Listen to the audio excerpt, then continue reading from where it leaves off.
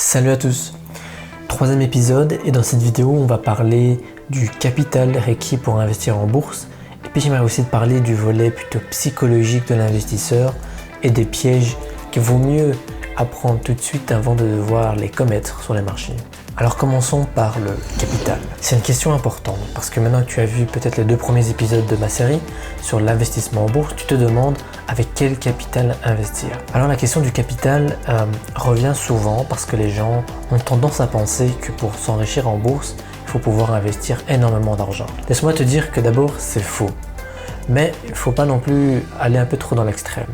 C'est vrai qu'en bourse, tu peux commencer à investir avec 100 euros. Et avec 100 euros, tu peux déjà les placer et espérer des gains. Mais c'est pas avec 100 euros que tu vas avoir des gains qui vont changer ta vie.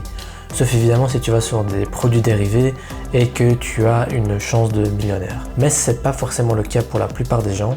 Et la plupart des gens ne comprennent pas forcément grand chose sur les marchés financiers. Donc une personne qui n'a que par exemple 100 euros à investir, je lui dirais ça ne sert à rien d'aller sur le marché financier puisque mieux vaut investir ces 100 euros dans quelque chose pour lequel il y aura beaucoup plus de retours, par exemple un livre, des formations, ou ce genre de choses, des choses qu'il va apprendre pour pouvoir lui-même dans sa vie se développer et générer d'autres revenus dans le futur. Et les retours sur investissement sont en général de l'ordre de l'infini puisque par exemple un livre même de 15 euros, on peut citer Père riche, Père pauvre par exemple, qui est vendu à des millions d'exemplaires, peut avoir un impact très important dans le mindset, la mentalité des personnes. Les marchés restent intéressants pour les gens qui ont un peu trop d'argent à investir. Et par exemple, moi quand j'ai commencé sur les marchés financiers, j'avais commencé qu'avec 2000 euros. L'objectif n'était pas de m'enrichir et d'atteindre la fortune de Warren Buffett, c'était tout simplement d'apprendre à mettre son argent, choisir une action, garder cette action-là. Et il y avait tous les aspects psychologiques liés parce que, en fait, en bourse, c'est pas trop la technique, c'est pas trop la comptabilité, les fondamentaux qui sont importants, c'est vraiment la psychologie de l'investisseur. Tu dois dès le départ garder un esprit très ouvert sur ce que tu es capable de faire. Et quand je dis un esprit très ouvert, c'est-à-dire admettre tes vulnérabilités, admettre que tu peux te tromper. Et ça, c'est quelque chose de très difficile puisque parfois on a des coups de chance et on pense que c'est notre génie et qu'on a bien fait son choix, alors que non, c'est juste la chance. La plupart du temps, c'est la chance.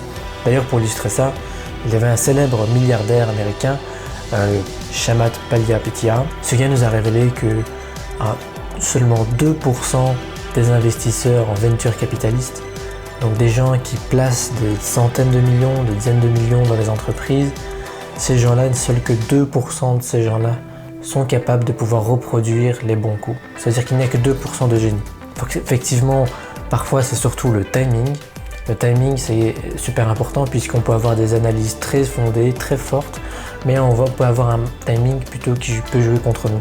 Donc si on n'est pas capable de pouvoir comprendre ça, on n'est pas capable de pouvoir résister contre cette force psychologique qui nous dit on s'est trompé, ou alors qui nous dit on est un génie, ou alors qui nous dit surtout attention, ça va trop vite, il ne faut pas que je rate cette opportunité. Mais donc pour revenir sur le capital, oui, on peut commencer avec 100 euros, mais ça ne sert à rien d'aller avec 100 euros. Si vous voulez aller sur les marchés financiers et commencer à trader et investir par vous-même, je vous conseille de mettre une somme qui est importante pour vous. C'est-à-dire que si c'est 2000 euros, c'est 2000, si c'est 10 000, c'est 10 000, si c'est 1 million, c'est 1 million. Je ne connais pas votre patrimoine financier. Mais ce qui est sûr, c'est qu'il faut qu'il y ait une signification. Mais il faut aussi que ça soit de l'argent que vous soyez prêt à perdre. C'est-à-dire qu'au départ, on peut avoir des erreurs, on peut avoir des fausses idées, on peut aller derrière certains produits financiers en pensant que ça peut rapporter beaucoup. Donc sur le capital, allez-y avec n'importe quelle somme, avec l'argent que vous êtes surtout prêt à perdre. Mon deuxième conseil sur le capital, c'est qu'il faut le renforcer. Lorsqu'on commence en bourse avec du capital, il ne faut pas se penser simplement je garde ce capital et je le fais grossir. En fait, ça peut marcher pour certaines personnes qui vont prendre des paris risqués et qui vont faire des x2, x3, x4 sur certaines actions et puis parfois aussi qui vont rien faire du tout. Ça dépend de leur chance. Mais si vous voulez être sur le long terme, utiliser l'effet de capitalisation et avoir toute cette courbe exponentielle qui joue en votre faveur, le mieux c'est de constamment, chaque mois, dès que vous pouvez, ajouter de l'argent sur votre compte de chez votre courtier pour pouvoir acheter toujours plus. Et vous verrez que c'est comme ça que vous allez créer cet effet boule de neige et atteindre cette courbe exponentielle qui va en fait juste vous permettre de vous enrichir grâce au temps, grâce à votre travail et votre investissement. c'est que le capital ça doit se construire dans le temps et pas simplement être mis avec un seul chèque. Évidemment, vous pouvez le faire aussi, mais alors soyez sûr de votre coût et optez pour des stratégies beaucoup moins risquées, par exemple si vous mettez vos économies d'une vie dedans.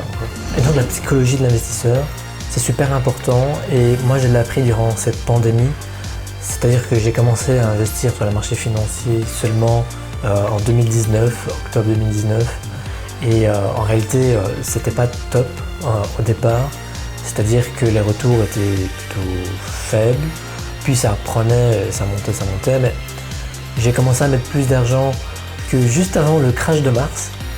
Et avant le crash de mars, évidemment, tout se passait bien. Les marchés étaient haussiers alors qu'on nous annonçait une catastrophe qui venait de Chine. Mais le crash de mars m'a aussi permis de réaliser que j'avais fait des mauvais choix et que j'avais misé sur des entreprises qui n'étaient pas forcément très résilientes. Et ça m'a aussi ouvert les yeux sur l'aspect plutôt psychologique, de voir tout ce rouge, c'est moins 10, 20, moins 30, certaines actions moins 60%. Et dans cette situation-là, qu'est-ce qu'on fait quoi? C'est le premier crash qu'on vit et on peut être tenté de tout vendre et dire « oh là, je vais récupérer ». Mais en fait, de toute façon, les pertes, je les ai tous récupérées et j'ai même gagné beaucoup plus. C'est dans ces moments-là justement que sont les opportunités les meilleures. Les gens paniquent. Et dans la panique, effectivement, il n'y a plus de rationalité, il n'y a que de l'émotionnel. Et celui qui est capable d'être rationnel va faire d'excellentes affaires. Et donc on peut avoir par exemple sur les marchés des phénomènes même de masse qui peuvent être seulement alimentés par des effets plutôt psychologiques de masse. On peut par exemple parler du phénomène très connu qu'on appelle le FOMO, Fear of Missing Out. C'est un phénomène ce qu'on retrouve sur les marchés où on a plein d'investisseurs qui voient une action monter et d'autres investisseurs en entendent parler parce que tout le monde en parle dans la presse et ils se disent oui, ah là là, ça monte, je dois en acheter aussi parce que ça va encore continuer à monter et j'ai pas envie de rater le train. Et donc comme ça, on a de plus en plus de gens qui rentrent, mais sans réellement avoir de fondamentaux ou d'avoir une entreprise derrière qui produit plus. En réalité, c'est juste simplement psychologique. Sur les marchés, vu que c'est principalement l'offre et la demande qui fait monter les prix des actions par exemple, c'est l'offre et la demande qui est alimentée par ce FOMO. Donc on va avoir des gens, ça monte, puis à un moment ils vont se rendre compte qu'en fait cette entreprise elle ne fait pas autant d'argent que ce que son prix le fait croire, et donc là ça commence à chuter. Boum. Il faut réaliser que ce FOMO, tout le monde peut en être victime. Et surtout c'est subtil. On peut avoir des entreprises comme Tesla qui ont fait que monter. Et au départ, tout le monde pensait que c'était un FOMO, puis certains parlaient d'un short squeeze, et puis certains ont simplement dit non, c'est juste Tesla qui est juste trop innovante, elle va être super beau. Aujourd'hui, on peut justifier 300 ans de bénéfices de Tesla dans son prix. Bon, personnellement, j'y crois à rien du tout. Je pense que c'est plutôt une religion qu'une action réelle. Mais ce qui est sûr, c'est qu'il y a eu des moments de FOMO sur Tesla où des gens disent « je dois acheter parce que ça fait que monter ». Et effectivement, les gens ne sont pas encore sortis de là puisque Tesla promet toujours des résultats pharaoniques dans le futur. On vérifiera évidemment dans les années à venir si c'est vrai ou pas. Mais c'est par exemple un exemple de jusqu'où le FOMO peut aller. Et donc on peut avoir sur les marchés des phénomènes émotionnels qui ont été enclenchés par justement la presse financière, par des manipulateurs, ou en tout cas voilà, des gens qui vont faire valoir leur thèse. Et donc il faut bien comprendre cet aspect-là, c'est que les gens qui vous conseillent des actions à la télé par exemple, souvent des gestionnaires de fonds, directeurs de banque, en parlant dans telle entreprise, ces gens-là ont un intérêt à le faire. C'est-à-dire qu'ils veulent que vous suivez leur thèse, et comme ça, cette thèse sera renforcée sur le marché et ils gagnent de l'argent. Et de plus en plus de gens suivent cette thèse et de plus en plus de FOMO vont suivre et donc de plus en plus de gens vont suivre. Mais donc pour moi, c'est important que vous le sachiez, cet aspect-là psychologique. Je pense qu'il faut avoir une rétrospection par rapport à ses investissements, par rapport à ses décisions et ne pas réfléchir en termes de « oui, c'est sa faute ». Non, il y a des phénomènes qui se passent.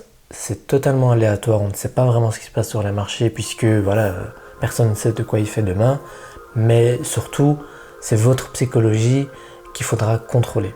Il est très important de rester focus, de rester concentré sur vos investissements et d'être engagé sur le long terme dans vos investissements.